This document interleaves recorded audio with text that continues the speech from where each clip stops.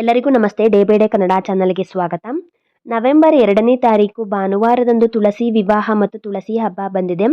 ಆ ದಿನ ಸರಳವಾಗಿ ತುಳಸಿ ವಿವಾಹ ಮತ್ತು ತುಳಸಿ ಪೂಜೆಯನ್ನು ಯಾವ ರೀತಿಯಾಗಿ ಮಾಡಬೇಕು, ಯಾವ ಶುಭ ಸಮಯದಲ್ಲಿ ಮಾಡಬೇಕು ಅನ್ನುವ ಮಾಹಿತಿಯನ್ನು ಇವತ್ತಿನ ವಿಡಿಯೋದಲ್ಲಿ ತಿಳಿದುಕೊಳ್ಳೋಣ.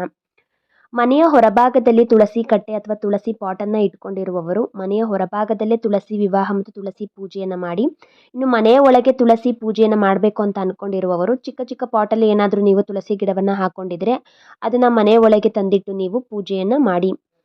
ನೀವು ಎಲ್ಲಿ ಪೂಜೆಯನ್ನು ಮಾಡ್ತಿರೋ ಆ ಜಾಗವನ್ನು ಸ್ವಚ್ಛ ಮಾಡಿಕೊಂಡು ಅಲ್ಲಿ ನೀವು ಒಂದು ಮಣೆಯನ್ನು ಹಾಕಿ, ಮಣೆಯ ಮೇಲೆ ರಂಗೋಲಿಯನ್ನು ಹಾಕಿ ಅದರ ಮೇಲೆ ನೀವು ತುಳಸಿ ಪಾಟನ್ನು ಇಡಬೇಕು.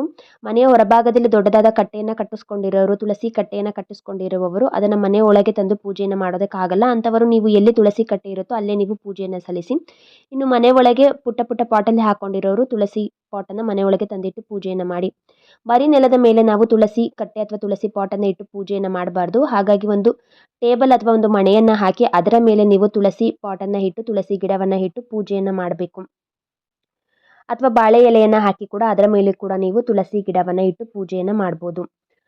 ಹಾಗೆಯೇ ತುಳಸಿ ಗಿಡಕ್ಕೆ ಅರಿಶಿನ ಕುಂಕುಮದಿಂದ ಅಲಂಕಾರವನ್ನು ಮಾಡಿ, ತುಳಸಿ ಎಲೆಗಳಿಗೆ, ತುಳಸಿ ಕಟ್ಟೆ ಏನಿರುತ್ತೆ ತುಳಸಿ ಪಾಟ್ಗೆ ಅರಿಶಿನ ಕುಂಕುಮವನ್ನು ಹಚ್ಚಿ, ತುಳಸಿಯ ಕಾಂಡ ರೆಂಬೆಗಳಿಗೂ ಕೂಡ ಮರೆಯದೆ ಅರಿಶಿನ ಕುಂಕುಮವನ್ನು ಪೂರ್ತಿಯಾಗಿ ಹಚ್ಚಿ ಅಲಂಕಾರವನ್ನು ಮಾಡಿ, 2 ಎಳೆಯ ಗೆಜ್ಜೆ ವಸ್ತ್ರವನ್ನು ಹಾಕಬೇಕು.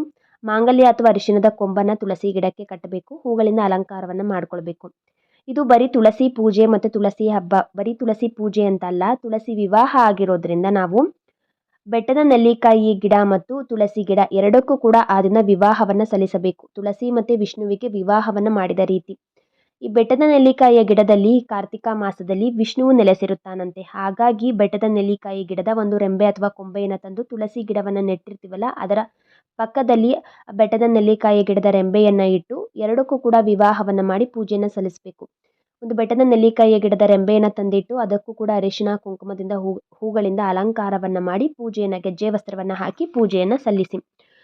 ಒಂದು ನೈವೇದ್ಯವನ್ನು ಕೂಡ ಅರ್ಪಿಸಬೇಕು. ಯಾವುದಾದರೂ ಒಂದು ಸಿಹಿ ನೈವೇದ್ಯವನ್ನು ಅರ್ಪಿಸಿ. ಹೆಚ್ಚಾಗಿ ತುಳಸಿ ಪೂಜೆ ಮತ್ತು ತುಳಸಿ ವಿವಾಹವನ್ನು ಮಾಡುವಂಥ ದಿನ ಸಿಹಿ ಅವಲಕ್ಕಿಯನ್ನು ನೈವೇದ್ಯವಾಗಿ ಮಾಡ್ತಾರೆ. ಹಾಗಾಗಿ ಸಿಹಿ ಅವಲಕ್ಕಿಯನ್ನೇ ನೈವೇದ್ಯವಾಗಿ ಇಡಿ.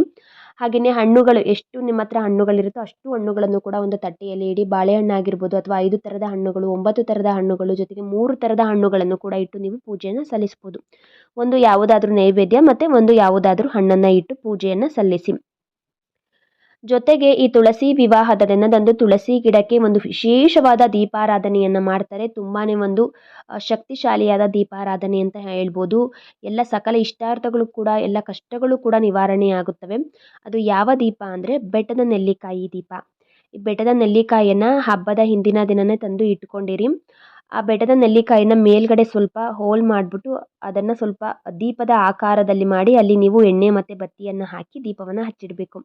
ಎಷ್ಟು ಬೆಟ್ಟದ ನೆಲ್ಲಿಕಾಯಿಯ ದೀಪವನ್ನು ಹಚ್ಚಬೇಕು ಅಂದರೆ 5 ಇಲ್ಲಾಂದರೆ 9 ಬೆಟ್ಟದ ನೆಲ್ಲಿಕಾಯಿಯ ದೀಪವನ್ನು ಹಚ್ಚಬೇಕು. ಕೆಲವೊಬ್ಬರು 3 ಕೂಡ ಹಚ್ತಾರೆ. 3, 5, 9 ಈ ರೀತಿಯಾಗಿ ಬೆಟ್ಟದ ನೆಲ್ಲಿಕಾಯಿಯ ದೀಪವನ್ನು ರೆಡಿ ಮಾಡಿಕೊಂಡು ಒಂದು ತಟ್ಟೆಯಲ್ಲಿ ಅಕ್ಕಿಯನ್ನು ಹಾಕಿ ಅದರ ಒಳಗೆ ನೀವು ಬೆಟ್ಟದ ನೆಲ್ಲಿಕಾಯಿಯ ದೀಪಗಳನ್ನು ಹಚ್ಚಿ ಇಡಬೇಕು.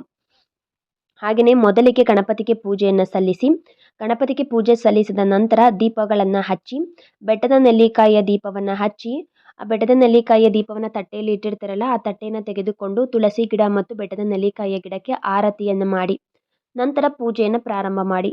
ತುಳಸಿ ಅಷ್ಟೋತ್ತರವನ್ನು ಹೇಳಿಕೊಂಡು ಪೂಜೆಯನ್ನು ಮಾಡಿ, ಹಾಗೆಯೇ ಅಕ್ಷತೆಯನ್ನು ಹಾಕಿ ಕಾಯಿ ಒಡೆದು ಮಂಗಳಾರತಿಯನ್ನು ಮಾಡಿ. ಪೂಜೆ ಎಲ್ಲ ಮುಗಿದ ನಂತರ ಹಾಲು ಮತ್ತು ತುಪ್ಪವನ್ನು ಬಟ್ಟಲಲ್ಲಿ ತೆಗೆದುಕೊಂಡು ತುಳಸಿ ಗಿಡದ ಬುಡಕ್ಕೆ ಹಾಕಿ ಅಕ್ಷತೆಯನ್ನು ಹಾಕಿ ಈ ರೀತಿಯಾಗಿ ಮಾಡಿದರೆ ತುಳಸಿ ವಿವಾಹವನ್ನು ಮಾಡಿದ ಹಾಗೆ ಆಗುತ್ತೆ. ಹಾಗೆಯೇ ಕೊನೆಯಲ್ಲಿ ಕೆಂಪಾರತಿಯನ್ನು ಮಾಡಿ ಆ ಕೆಂಪು ನೀರನ್ನು ತುಳಸಿ ಗಿಡದ ಬುಡಕ್ಕೆ ಹಾಕೋದಕ್ಕೆ ಹೋಗಬೇಡಿ. ಯಾವುದಾದ್ರೂ ಮರ ಗಿಡದ ಬುಡದಲ್ಲಿ ಯಾರೂ ತುಳಿಯದೇ ಇರುವಂಥ ಜಾಗದಲ್ಲಿ ಹಾಕಿ. ಹಾಗೆ ಆವತ್ತಿನ ದಿನ ಸಂಜೆ ಮುತ್ತೈದೆಯರನ್ನು, ನೀವು ಪೂಜೆ ಯಾವಾಗ ಮಾಡಿರ್ತೀರೋ, ಬೆಳಗ್ಗೆ ಮಾಡಿರ್ತೀರೋ ಸಂಜೆ ಮಾಡಿರ್ತೀರೋ, ಪೂಜೆ ಎಲ್ಲ ಮುಗಿದ ನಂತರ ಒಂದು 3 ಜನ ಮುತ್ತೈದೆಯರನ್ನು ಮನೆಗೆ ಕರೆದು ಅರಿಶಿನ ಕುಂಕುಮವನ್ನು ಕೊಡಿ. ಈ ರೀತಿಯಾಗಿ ಮಾಡಿದರೆ ತುಳಸಿ ವಿವಾಹ ಮತ್ತು ತುಳಸಿ ಪೂಜೆಯನ್ನು ಮಾಡಿದ ಹಾಗೆ ಆಗುತ್ತೆ. ಬರೀ ತುಳಸಿ ಗಿಡಕ್ಕೆ ಪೂಜೆಯನ್ನು ಮಾಡಬೇಡಿ, ಬೆಟ್ಟದ ನೆಲ್ಲಿಕಾಯಿಯ ಗಿಡವನ್ನು ತಂದಿಟ್ಟು ಪೂಜೆಯನ್ನು ಸಲ್ಲಿಸಿ ತುಳಸಿ ವಿವಾಹವನ್ನು ನೆರವೇರಿಸಿ. ಇನ್ನು ಆ ದಿನ ಯಾವ ಶುಭ ಸಮಯದಲ್ಲಿ ಪೂಜೆಯನ್ನು ಮಾಡಬೇಕು ಅಂದರೆ, ನವೆಂಬರ್ 2 ಭಾನುವಾರದಂದು ನಮಗೆ ತುಳಸಿ ವಿವಾಹ ಬಂದಿರೋದು. ಕಾರ್ತಿಕ ಮಾಸದ ಶುದ್ಧ ದ್ವಾದಶಿಯಂದು ನಮಗೆ ತುಳಸಿ ವಿವಾಹ ಬರುವುದು. ಈ ದ್ವಾದಶಿ ತಿಥಿಯು ಪ್ರಾರಂಭವಾಗುವುದು ನವೆಂಬರ್ 2 ಭಾನುವಾರ ಬೆಳಗ್ಗೆ 7:31 ಪ್ರಾರಂಭವಾಗಿ ನವೆಂಬರ್ 3ನೇ ತಾರೀಕು ಸೋಮವಾರ ಬೆಳಗ್ಗೆ 5:07 ಮುಕ್ತಾಯವಾಗುತ್ತದೆ. ದ್ವಾದಶಿ ತಿಥಿ ಪೂರ್ತಿಯಾಗಿ ಇರುವುದು ನವೆಂಬರ್ 2 ಭಾನುವಾರ. ಹಾಗಾಗಿ ಆ ದಿನದಂದೇ ತುಳಸಿ ವಿವಾಹ ಮತ್ತು ತುಳಸಿ ಪೂಜೆಯನ್ನು ಮಾಡಬೇಕು. ಆ ದಿನ ರಾಹುಕಾಲ, ಯಮಗಂಡ ಕಾಲ ಮತ್ತು ಗುಳಿಕ ಕಾಲದ ಸಮಯಗಳನ್ನು ನೋಡಿಕೊಂಡು ಇನ್ನುಳಿದ ಸಮಯದಲ್ಲಿ ನೀವು ಪೂಜೆಯನ್ನು ಮಾಡ್ಬೋದು.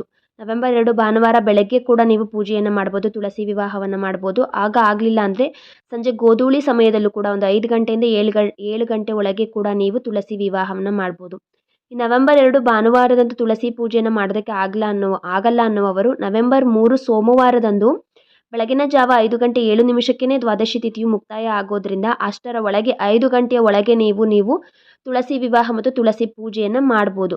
5 ಗಂಟೆ ನಂತರ ಮಾಡಿದರೆ ಅದು ದ್ವಾದಶಿ ತಿಥಿ ಸಿಗೋದಿಲ್ಲ. ಹಾಗಾಗಿ ತುಳಸಿ ವಿವಾಹ ಮಾಡಿದ ಹಾಗೆ ಆಗೋದಿಲ್ಲ. ಹಾಗಾಗಿ ಅಷ್ಟರ ಒಳಗೆ ಮಾಡಿ. ಆದಷ್ಟು ನವೆಂಬರ್ 2 ಭಾನುವಾರದಂದೇ ತುಳಸಿ ವಿವಾಹ ಮತ್ತು ತುಳಸಿ ಪೂಜೆಯನ್ನು ಮಾಡೋದಕ್ಕೆ ಪ್ರಯತ್ನ ಪಡಿ.